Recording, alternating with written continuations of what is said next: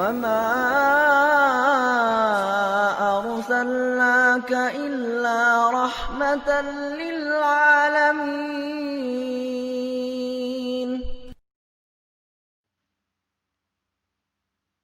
Bismillahirrahmanirrahim. Assalamualaikum warahmatullahi wabarakatuh. Alhamdulillah. Wassalatu wassalamu ala rasulillah wa ala alihi wa ashabihi wa man tabi'ahum bi ihsani ila yaumil Anak-anak yang kami sayangi, alhamdulillah kita bisa melanjutkan pembelajaran ya untuk tema 4. Hari ini insyaallah kita memasuki pada subtema 2 ya, dengan judul gangguan kesehatan pada organ peredaran darah. Sebelum kita melanjutkan pembelajaran ini, dipersiapkan terlebih dahulu alat tulis kalian ya, dari ballpoint, buku tulis, ya, pensil yang diperlukan nanti. Ya, semua alat tulis kalian dipersiapkan dengan baik. Kemudian dengarkan baik-baik penjelasan yang terdapat di dalam video ini, insya Allah. Anak-anak, pada bagian pertama kita akan mempelajari mengenai menentukan tema di dalam pantun. Ya. Pada subtema 1, kalian telah memahami dan mengetahui pengertian pantun, ciri-ciri pantun, bagian-bagian pantun, isi pantun maupun amanat di dalam pantun. Pada pembelajaran kali ini, kalian akan memperdalam materi pantun yang berkaitan dengan tema. Kalian akan memperdalam mengenai apa itu tema dan bagaimana cara menentukan tema. Tema pantun. Apa itu tema di dalam pantun? Tema adalah gagasan atau ide yang mendasari terbentuknya pantun. Tema dalam pantun biasanya terdapat pada bagian isi pantun, yaitu pada baris ketiga dan keempat. Bagaimana cara menentukan tema dalam pantun? Nah, kalian perhatikan baik-baik nanti pada penjelasan selanjutnya ya. Menentukan tema dalam pantun ada 3 tahap. Ya, pada tahap pertama, bacalah baris ketiga dan keempat yang merupakan isi di dalam pantun. Ya. Kemudian pahami isi pantun tersebut dengan baik. Dan langkah yang ketiga, tentukan tema dalam pantun berdasarkan isi pantun tersebut. Tahu tidak anak-anak? Karya sastra lama selain pantun adalah syair.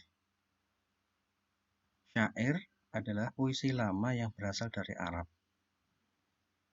Syair terdiri dari beberapa bait, di mana setiap bait terdiri dari 4 baris. Dan dalam syair memiliki sajak A, A, A, A. Semua baris dalam syair merupakan isi, dan syair biasanya mengandung pesan atau nasihat.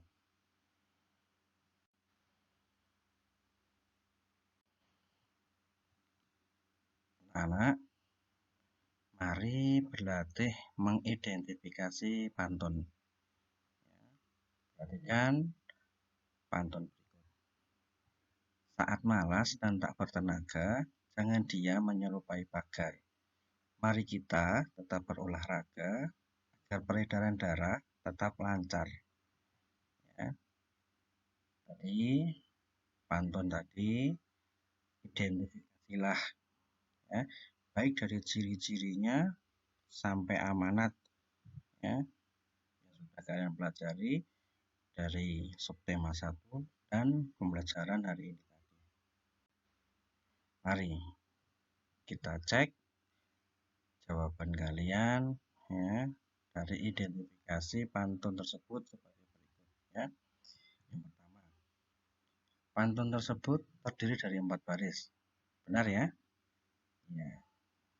Yang kedua, setiap baris terdiri dari 8 sampai 12 suku kata.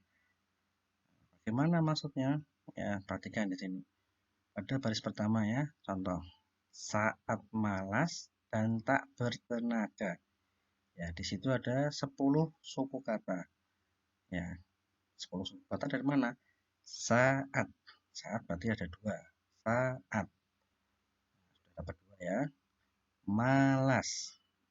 Malas. 2 lagi. Sudah dapat 2 tambah 2, 4. Ya. Dan hanya satu suku kata. Berarti 4 tambah 1, 5.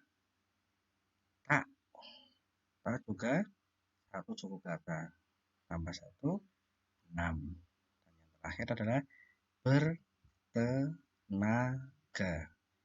Berarti ada 4 ya. Bertenaga. Berarti 6 ditambah 4 adalah 10. Jadi saat malas dan tak bertenaga itu ada 10 suku kata. Begitu juga dengan baris-baris yang lain. Nanti bisa kalian pastikan, kalian hitung ya. Kemudian identifikasi yang ketiga ya, baris ke-1 dan kedua adalah sampiran. Sedangkan baris ketiga dan keempat adalah isi pantun tersebut. Yang keempat ya, bersajak A, B, A, B. Ya, saat malas dan tak bertenaga, jangan diam menyerupai pagar. Mari kita tetap olahraga. Peredaran darah menjadi yang pada bagian akhir itu diwarnai, ada yang merah, ada yang kuning, itu sajaknya A, B, A, B. Kemudian amanat yang terdapat dalam pantun tersebut adalah kita harus selalu beraktivitas supaya peredaran darah kita menjadi lancar ya. Kemudian apa temanya? Temanya adalah apa? Tetap berolahraga atau olahraga ya. Temanya. Kemudian anak-anak ada beberapa macam gangguan organ peredaran darah pada manusia. Seperti yang terdapat dalam pantun tadi ya, kita harus tetap dan jangan malas berolahraga. Oleh karena itu, kita harus senantiasa berolahraga untuk menjaga dan memelihara kesehatan sistem peredaran darah. Jika salah satu organ mengalami gangguan, maka akan mempengaruhi organ yang lain. Beberapa contoh gangguan organ peredaran darah pada manusia. Yang pertama, anemia. Kemudian yang kedua, leukemia. Dan yang ketiga, varises. Yang keempat, ambeien. Yang kelima, hipotensi. Yang keenam, hipertensi. Yang ketujuh, jantung koroner. Yang kedelapan, stroke. Ya, tidak hanya 8 itu, masih banyak contoh gangguan organ peredaran darah pada manusia. Nanti kalian bisa minta tolong bantuan Abi dan Umi atau Bapak dan Ibu ya, atau mungkin nanti bisa bertanya kepada Ustadz atau Ustadzah kalian ya. Kemudian fungsi organ peredaran darah manusia ya. Organ peredaran darah manusia ada 3 ya. Yang pertama darah. Darah itu sebagai alat pengangkut sari makanan dan oksigen. Kemudian berfungsi untuk mengedarkan air. Yang ketiga, menjaga kestabilan suhu tubuh. Kemudian Yang keempat, menjaga tubuh dari infeksi dengan membentuk zat antibodi. Ya, itu beberapa fungsi dari darah. Kemudian yang kedua adalah pembuluh darah. Ya, fungsinya sebagai saluran untuk mengedarkan darah ke seluruh bagian tubuh. Kemudian di dalam pembuluh darah terdapat 3 pembuluh darah, yaitu pembuluh darah arteri atau pembuluh darah nadi, pembuluh darah vena atau pembuluh darah balik, dan pembuluh darah kapiler. Itu 3 pembuluh darah. Dan yang ketiga dari organ peredaran darah manusia adalah jantung. Jantung memiliki fungsi utama sebagai pemompa darah. Ya, ini penting bagi peredaran darah. Kemudian dari olahraga tadi, ya, dari organ-organ tadi, juga kita hari ini mempelajari mengenai interaksi manusia dan lingkungan alam. Lingkungan alam adalah lingkungan yang terbentuk secara alami tanpa campur tangan manusia. Ya, contoh lingkungan alam seperti gunung, sungai, pantai, laut, ya, dan lain-lain.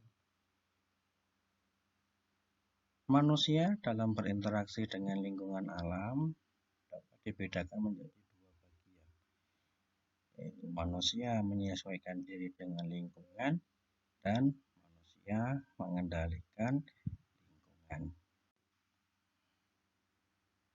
Kemudian anak-anak, dalam bermasyarakat kadang kita pernah melakukan musyawarah, ya.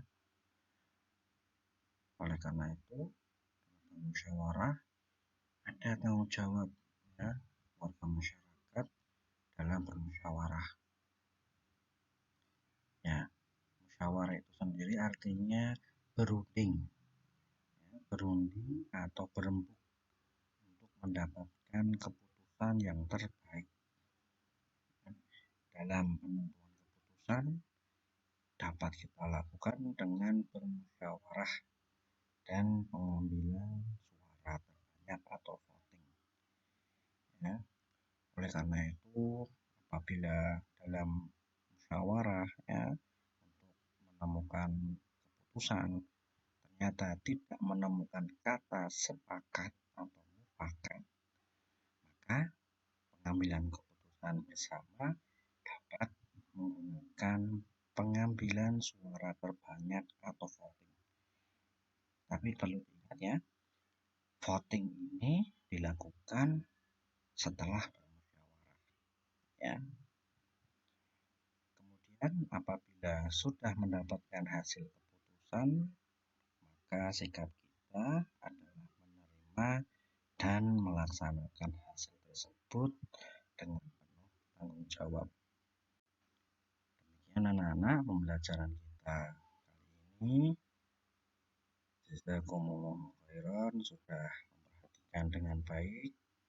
Barakallahu fikum, ya, semoga apa yang kalian lakukan hari ini, ya, mendapatkan faedah yang banyak dari pembelajaran kali ini, dan semoga kita semua diberi balasan berupa pahala kebaikan, ya, yang banyak dari Allah Subhanahu wa taala. Kita cukupkan. Subhanakallahumma wa bihamdika asyhadu an la ilaha illa anta astaghfiruka wa atubu ilaik. Assalamualaikum warahmatullahi wabarakatuh.